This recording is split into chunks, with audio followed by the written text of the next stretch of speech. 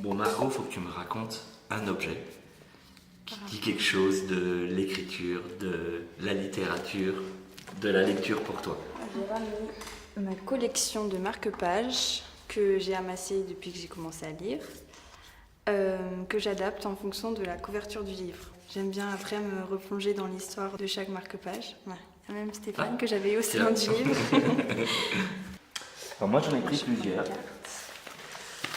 Il y a d'abord le journal parce que ça commence par là. Deuxième objet,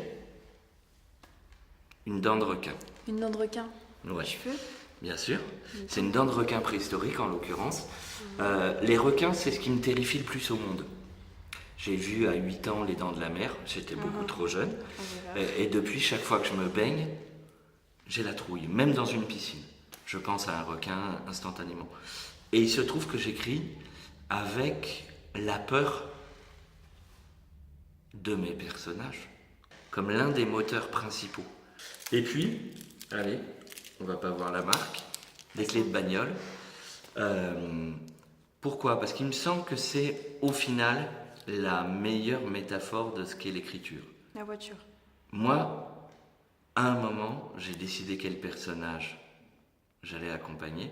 Je monte dans la voiture avec eux, je raconte ce qui se passe à l'intérieur et je m'embarque avec eux sur une route dont je ne sais pas où elle va me mener.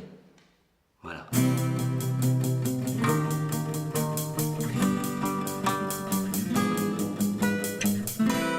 Quel mot aimez-vous le plus?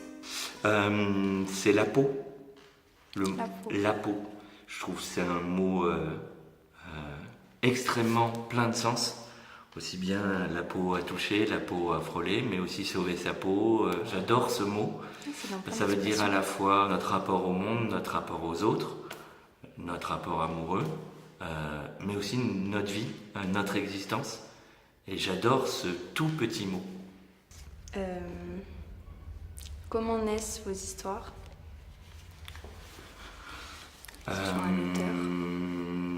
En se mettant au boulot tous les matins, même quand je ne sais pas ce que je vais raconter, en me trompant pas mal, mais en travaillant tous les jours 6, 7, 8, 10 heures par jour. Et puis après, en lisant beaucoup la presse, en regardant le monde et en essayant de voir ce qu'il me raconte. Mais pour qu'il y ait une histoire, il faut que je trouve un personnage. Voilà.